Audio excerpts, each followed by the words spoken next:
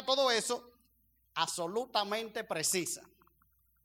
Ahora bien, cuando digo 48 años, estoy dando una respuesta verdadera, pero yo no estoy siendo absolutamente precisa. Así que la Biblia se escribió, mis hermanos, los autores la escribieron con el propósito de que pueda ser entendida. No anda buscando una precisión innecesaria que complique el entendimiento de lo que Dios está escribiendo. Usted se imagina la Biblia usando términos científicos que ni siquiera existían en aquella época, pero que tampoco existieron durante siglos y siglos subsiguientes. O sea, iba a comprender, lo que iba a hacer era a entorpecer el entendimiento de lo que Dios quería comunicar. Así que la Biblia, por ejemplo, habla de que el sol sale, de que el sol se pone. Nosotros sabemos que quien gira es la tierra hoy día, pero desde la experiencia de la persona que escribe y las personas a quien él escribe, eso es lo que se ve, que el sol sale y que el sol se pone. Él está describiendo un hecho real desde su perspectiva. Así que hay muchos pasajes, mis hermanos, y yo quise tomar algunos ejemplos del Antiguo Testamento y otros del Nuevo Testamento, que normalmente los incrédulos usan para decir, mira, ahí hay algún error en la Biblia. Uno de esos errores muy comunes, muy conocido, es el de la famosa esposa de Caín. Normalmente los incrédulos nos dicen, míralo ahí, hay un error en la Biblia. ¿De dónde encontró Caín esposa? Por lo regular, cuando una persona hace esa crítica a las Escrituras, parte del hecho de que Adán y Eva tuvieron, ¿cuántos hijos solamente? 2. Sin embargo, yo quiero que alguien me lea Génesis capítulo 5, versículo 4.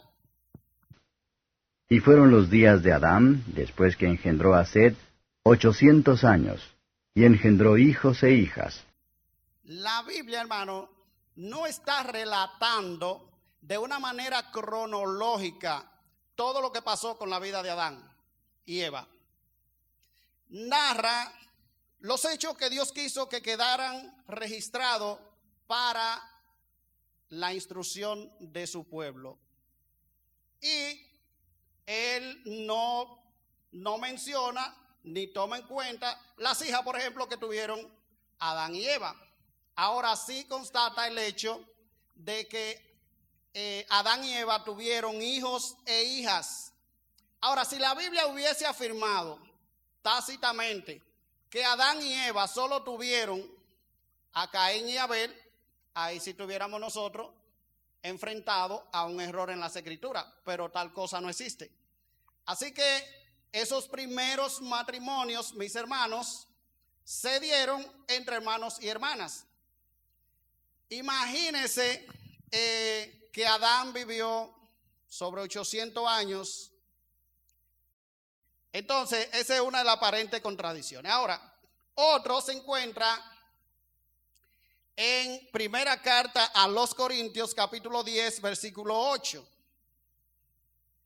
Quiero que alguien me busque número 25:9. Pero leemos primero, primera a los Corintios 10, 8.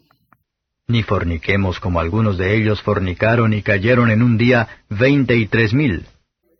23,000. Y número capítulo 25:9. Y murieron de aquella mortandad 24,000. 24,000. Entonces hay un incrédulo.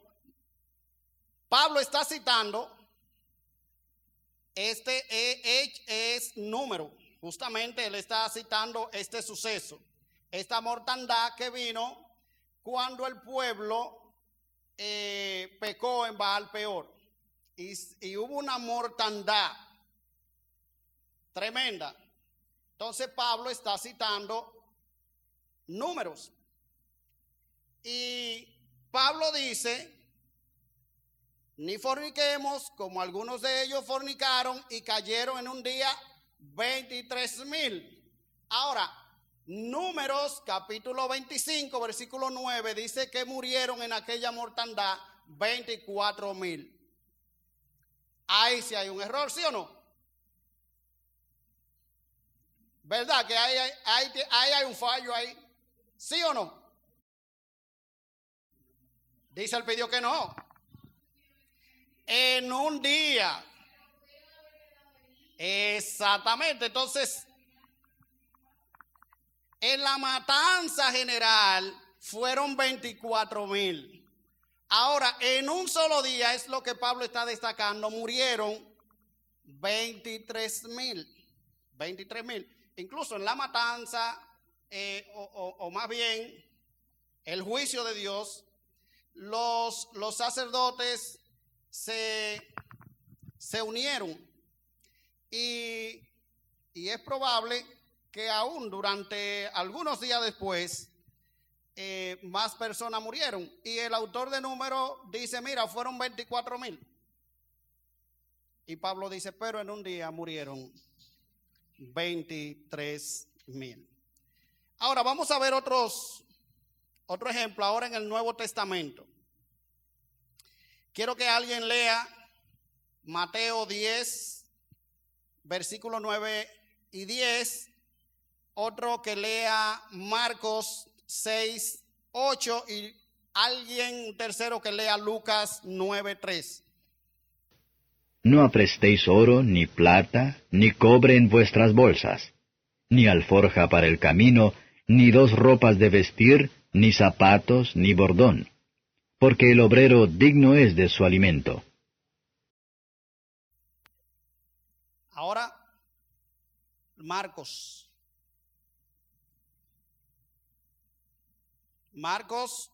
6, 8. Ese era el segundo.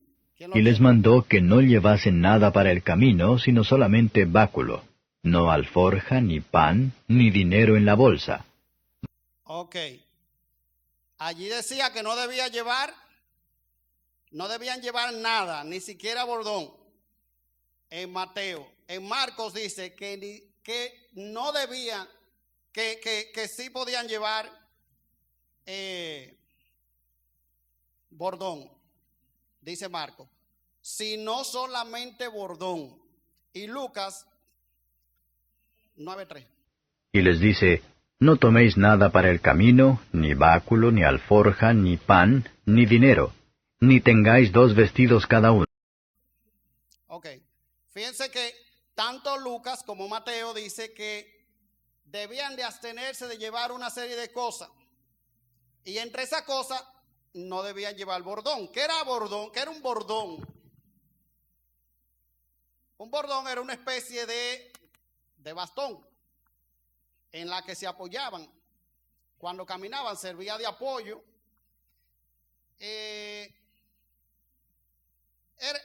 Era cuando andaban en el camino, era como un pie de amigo, algo en que tú apoyarte. El Señor dice que debían abstenerse. Esa misión a la que Él los enviaba, no debían llevar ni bordón, ni alforja, ni pan, ni dinero, ni llevéis dos túnicas. ¿Y cuál es la razón? El obrero es digno de su salario. Ahora bien, en Marcos dice que lo único que podían llevar, en este caso, era bordón. Es una aparente contradicción, ¿Cuál es la solución a esto? La solución a esto, mis hermanos, es que cuando el Señor le está diciendo a ellos que no debían hacerse provisión adicional para el viaje. Ahora bien, lo que ya ellos tenían, si tú tenías un bordón, en este caso, bueno, si lo tiene o tiene alguna otra provisión, perfecto, pero ninguna provisión adicional para el viaje. Entonces, ahí es donde está. Si tú no tienes bordón, no lleve bordón, no lleve bordón. ¿Se entiende? No. Cuando el Señor le da el mandamiento, el Señor lo que le está diciendo es, miren, ustedes van a salir a predicar y tal como ustedes están, así ustedes se van. Con lo que tienen, con la ropa que tienen, con lo que tú tienes. Ahora, nada adicional, nada adicional. O sea, no salgan ni que a comprarse una túnica adicional para el viaje porque vamos a predicar y este camino y otro. No, pues vamos a andar por camino malo. Pues déjame comprar un bordón. Entonces, eso es lo que el Señor le está diciendo, que no se hagan de provisión adicional para el viaje. Lo que ya tenía, en el caso del que tenía ya su bordón, podían ir con ellos, podían ir con él. Así que no hay una contradicción como tal, no hay una contradicción en el mandato del Señor. Ahora bien, tenemos otro caso. En la resurrección del Señor, Mateo nos menciona que en la tumba del Señor había un ángel. Eso está en Mateo 28:2. Pero Lucas 24:4 menciona que eran dos ángeles. Entonces, ¿quién tiene la razón? ¿Mateo, que dice que eran uno, o Lucas? Lucas 24:4 menciona que eran dos ángeles. Dice que aconteció que estando ellas perplejas por esto, he aquí se pararon junto a ellas dos varones con vestiduras resplandecientes. Mateo 28:2 dice que era un solo ángel. Perdón, Mateo dice que era un ángel. Y hubo un gran terremoto porque un ángel del Señor descendió del cielo y llegando removió la piedra y se sentó sobre ella. Fíjense cuál es la diferencia. Y que Lucas se está enfocando en los dos. Mateo se está enfocando solo en uno de ellos. Y eso mismo sucede en otro caso que fue en el ciego de Jericó.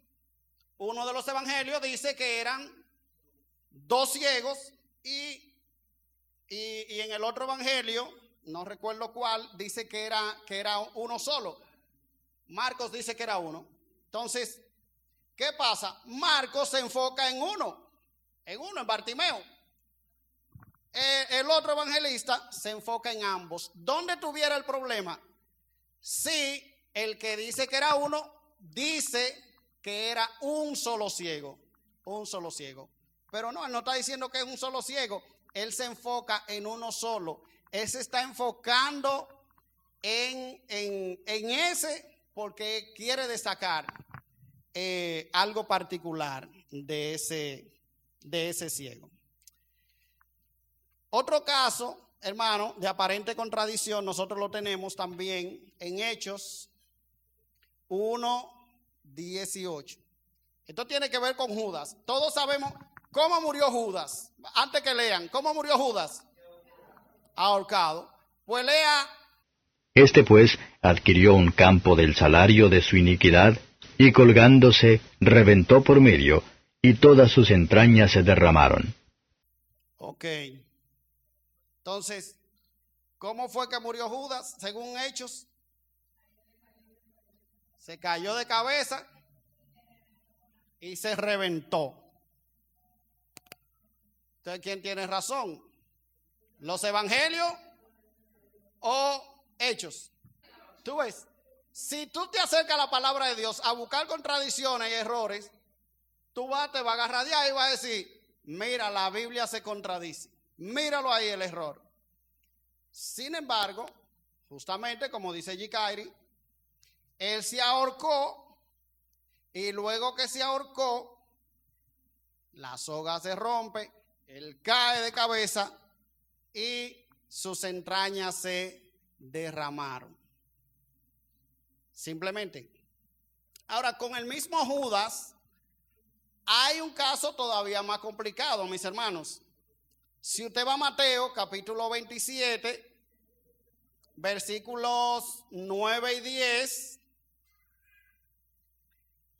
Entonces se cumplió lo que fue dicho por el profeta Jeremías, que dijo: Y tomaron las 30 piezas de plata, precio del apreciado, que fue apreciado por los hijos de Israel, y las dieron para el campo del alfarero, como me ordenó el Señor.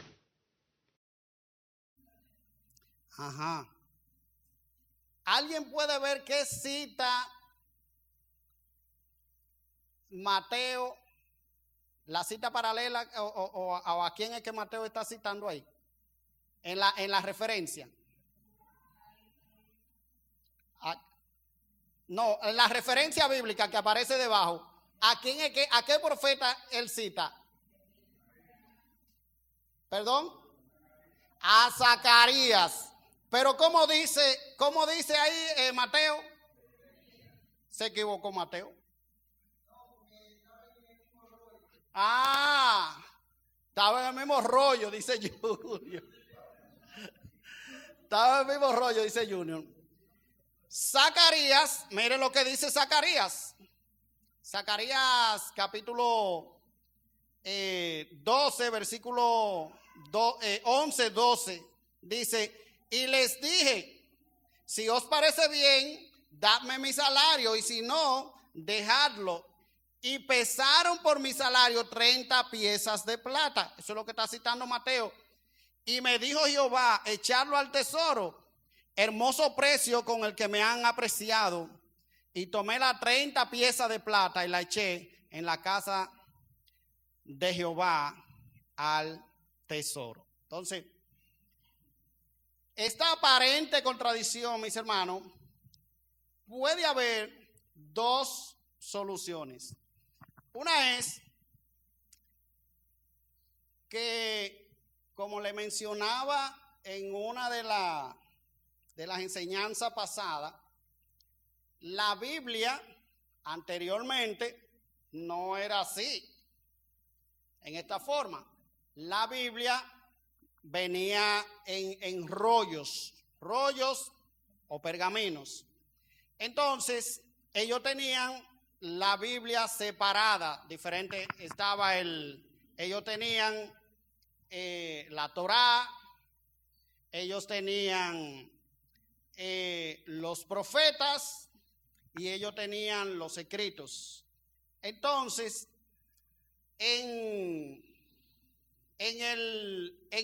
había una sesión que estaba encabezada por el profeta Jeremías. Entonces era como decir, mira, el rollo del profeta Jeremías, como dicen el rollo del profeta Jeremías, pero ¿qué pasa? Que en el rollo del profeta Jeremías no está solamente el libro del profeta Jeremías, sino que había muchos otros libros, incluyendo el libro de Zacarías, en este caso. Eso mismo sucede, mis hermanos, también en Lucas. Si alguien puede buscar Lucas 24:44. Y él les dijo: Estas son las palabras que os hablé estando aún con vosotros, que era necesario que se cumpliesen todas las cosas que están escritas de mí en la ley de Moisés, y en los profetas, y en los salmos. Ahí está la división. Ahora bien, ¿qué sigue? Entonces, no, está bien. Por ejemplo, cuando se habla de salmos, no está hablando solo de los salmos. Cuando se habla de salmos, cuando Lucas habla ahí de salmos, se está refiriendo a los libros poéticos en general. O sea que no solamente es el libro de los salmos, o sea que era una costumbre entre los judíos referirse a una sección de la Biblia por el libro que lo encabezaba. Así que no hay tal contradicción. Otra Otra posible solución puede ser también que si nosotros vemos en Mateo 27, en la referencia que Mateo hace aquí, Zacarías no menciona nada respecto al campo, no menciona nada. En Mateo 27, en el 10 creo que es, en el 10 que dice, y las dieron por el campo del alfarero como el Señor me había mandado. La primera parte de la profecía de Zacarías, sí menciona, que Mateo cita, sí está completamente en Zacarías, pero esta segunda, la del campo del alfarero, sí se encuentra en el libro de Zacarías, de Jeremías. Tanto en Jeremías capítulo 32, él está citando ahí unos campos que el Señor le ordenó comprar. Pero es básicamente en el capítulo 19, ustedes recuerdan el famoso alfarero que está en Jeremías capítulo 19, la vasija del alfarero, donde el Señor le dice, así dijo el Señor, ve y compra una vasija de barro de alfarero y toma contigo algunos de los ancianos del pueblo y de los ancianos de los sacerdotes y sal al valle de Ben-Hinnom, que está a la entrada de la puerta de los tiestos, y proclama allí la palabra que yo te diré. Dirá, oíd la palabra del Señor, reyes de Judá y habitantes de Jerusalén. Así dice el Señor de los ejércitos, el Dios de Israel, he aquí traeré tal calamidad sobre este lugar, que todo el que la oiga les reteñirán ambos oídos, porque me han abandonado, han hecho extraños este lugar y han ofrecido sacrificio en él a otros dioses que ni ellos ni sus padres ni los reyes de Judá habían conocido, y han llenado este lugar de sangre de inocente. Entonces el Señor está hablando que iba a convertir ese valle de Hinnom, lo iba a convertir en el valle de la matanza. Ahora, lo que sucede con Judas es justamente eso. Él compra un campo y lo que probablemente está diciendo Mateo es que lo mismo que Jeremías había profetizado de cómo a causa de la desobediencia del pueblo, aquel valle de Ben-Hinnom se convirtió en el valle de la matanza. Lo mismo está sucediendo con este campo que Judas compró, que por cierto, dicen los estudiosos, estaba ubicado en el mismo lugar de Hinnom, del valle de Hinnom. Entonces, es probable que la referencia les recuerde a los lectores de Mateo el hecho de que en ese mismo lugar estaba el valle de Hinnom, que fue convertido en el valle de la matanza. Él se compró un campo y ese campo también fue convertido en tumba. O sea, el valle que en Jeremías, a causa del pecado, se convirtió en una tumba, es lo mismo que le está pasando a Judas. Así que él puede estar también citando o refiriéndose a Jeremías en la segunda parte de su profecía. El hecho es que, mis hermanos, cuando investigamos bien y leemos, nos damos cuenta de que estas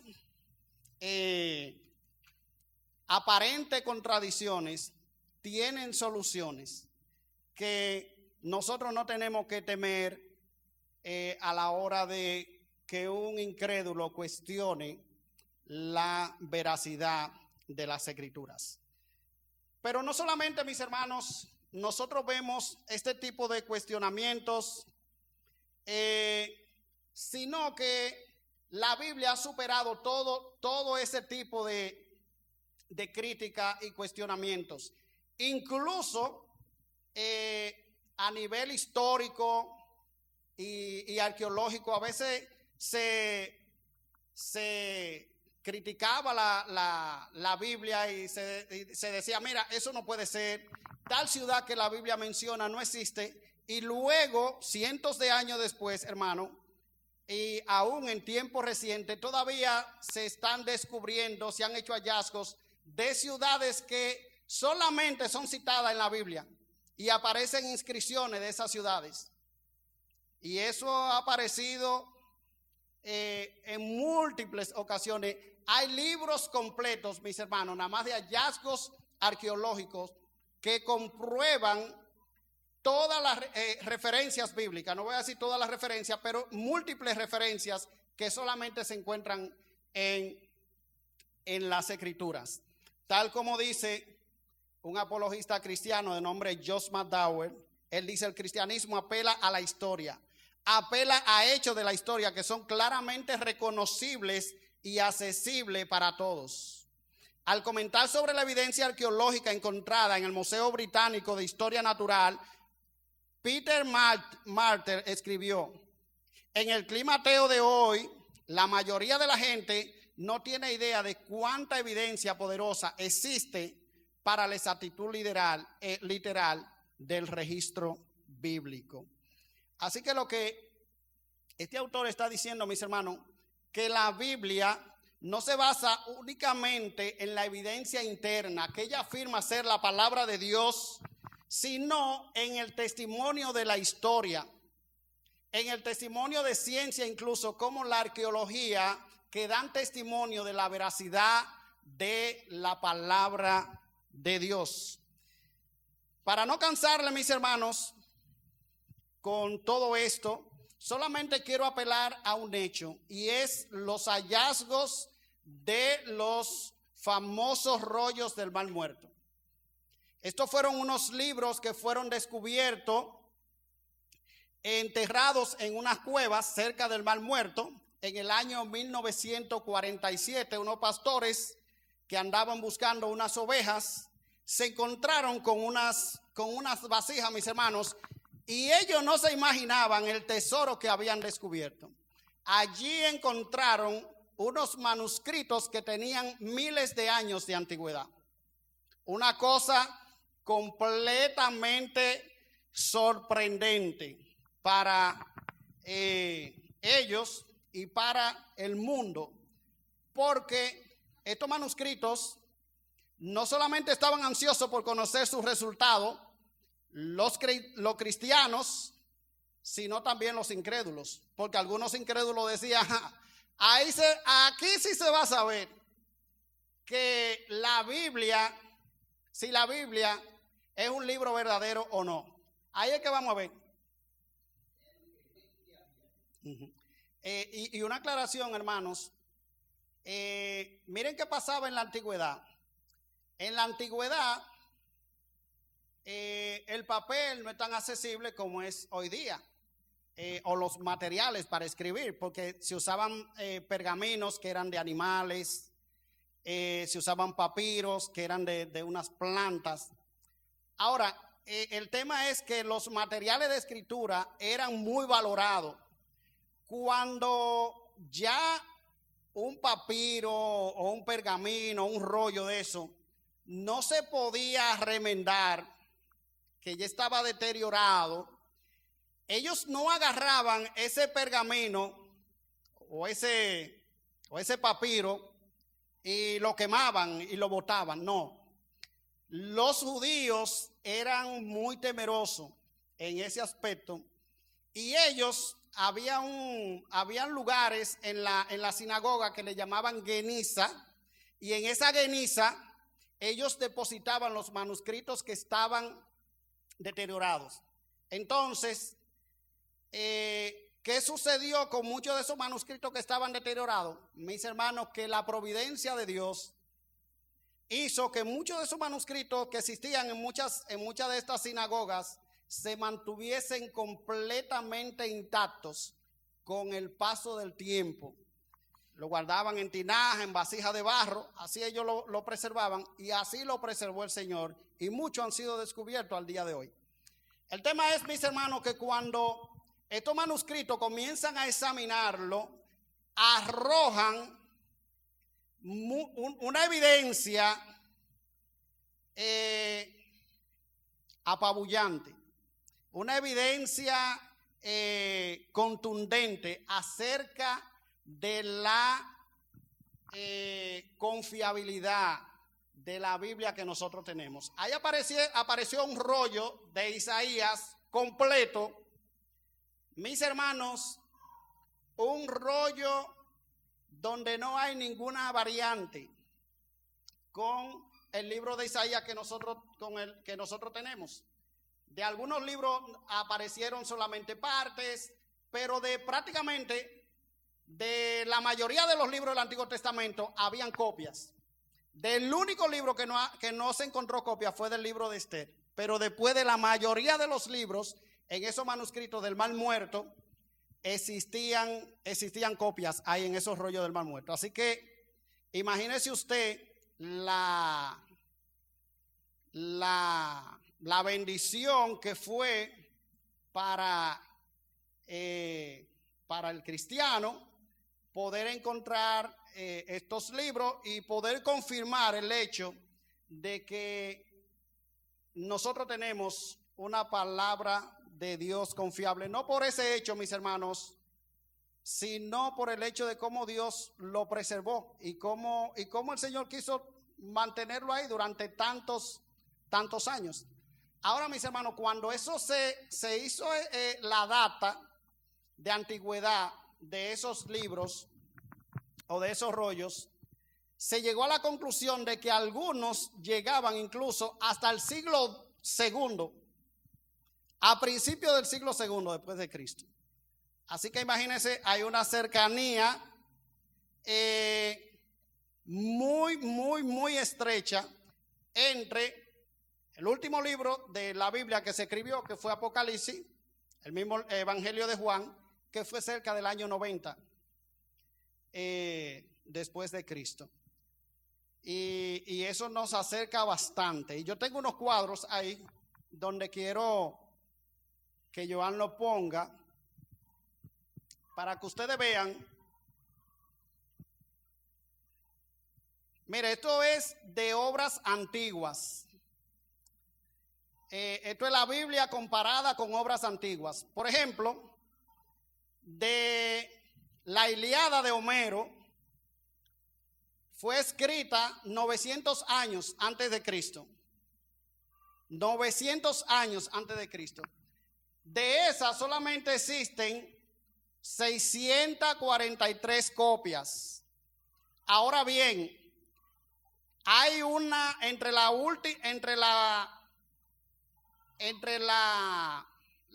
copia de antigüedad, o sea, entre una copia y otra, hay una distancia de unos 400 años.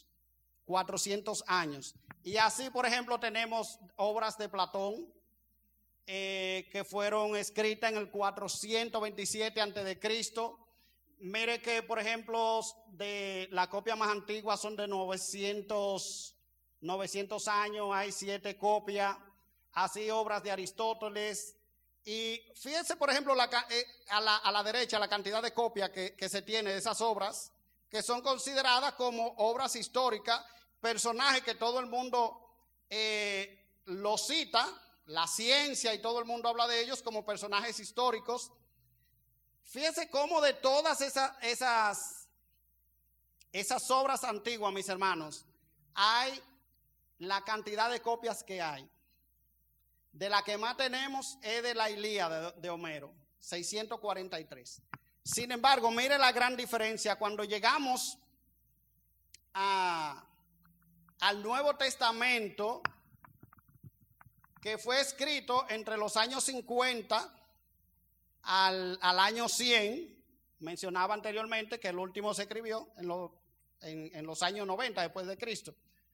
Ahora bien, mis hermanos, en total del Nuevo Testamento solo existen cerca de 24,000 copias. O sea, la diferencia solo del Nuevo Testamento estamos hablando, unas 24,000 copias. sea, la gran cantidad de copias que nosotros que tenemos hace que nosotros podamos tener una gran cantidad de copias donde se pueden comparar una copia con otra. Y es eso lo que hace posible que las traducciones que nosotros tenemos de las Escrituras son completamente confiables, completamente confiables. Fíjense que la cantidad de años, por ejemplo, que separa las copias más antiguas que disponemos del Nuevo Testamento es menos de 100 años, mientras que en la mayoría de los otros casos estamos hablando hasta de 1400 años de antigüedad, hasta más de 1400 años en un caso, y así por el estilo. Ahora bien, el siguiente cuadro, ustedes saben que todo se mide en lo actual con esa cantidad de copias. Cuando se miden las variaciones que hay entre ellas, eso te arroja un porcentaje de confiabilidad. Entonces, dale hacia abajo. Mire, por ejemplo, en el caso, por ejemplo, de la Ilíada de Homero, con la cantidad de copias que hay, eso da que el texto que existe hoy día de la obra original de Homero es un 95% confiable. Es una obra 95% confiable. Sin embargo, cuando se toman la cantidad de copias que hay del Nuevo Testamento, estamos hablando que arrojan una confiabilidad del 99.5% de confiabilidad. Así que, mis hermanos, nosotros tenemos una palabra de Dios que se ha mantenido intacta con el paso de los años. Nosotros aclarábamos el miércoles pasado que la inerrancia, o sea, los textos inerrantes fueron los textos originales. Esos originales no existen hoy día, tenemos copia. Ahora, ¿qué tan confiables son esas copias? Bueno, mis hermanos, estamos hablando de un 99.5 de confiabilidad. Ahora bien, esas otras variantes que hay no afectan en nada el mensaje central de las Escrituras. No afectan para nada. Hay autores que se dedican a eso. La iglesia cristiana tiene lo que se llama la crítica textual, que son expertos en idiomas hebreo, arameo y griego, que están constantemente estudiando y analizando todos estos casos, y esa variante, mis hermanos, mínima, no afecta en nada el mensaje de la palabra de Dios. Así que nosotros, cuando vemos la historia, también podemos constatar que tenemos una Biblia, una palabra de Dios confiable, porque mucha gente que no conoce la historia de la Biblia puede hablar y puede criticar y puede decir muchas cosas en contra de las Escrituras. Ahora bien, mis hermanos, ni la arqueología ni la historia son testigos que vienen a darle a la Biblia su categoría de palabra de Dios. No. Como decíamos al principio, la Biblia es palabra de Dios porque Dios la inspiró. Ella es la palabra de Dios. Nosotros debemos ser como los bereanos. La gente de Berea, cuando fueron y le predicaron la palabra de Dios, dice que ellos, todo lo que los apóstoles le decían, ellos lo analizaban a la luz de la palabra de Dios. ¿Y cuál era su inquietud?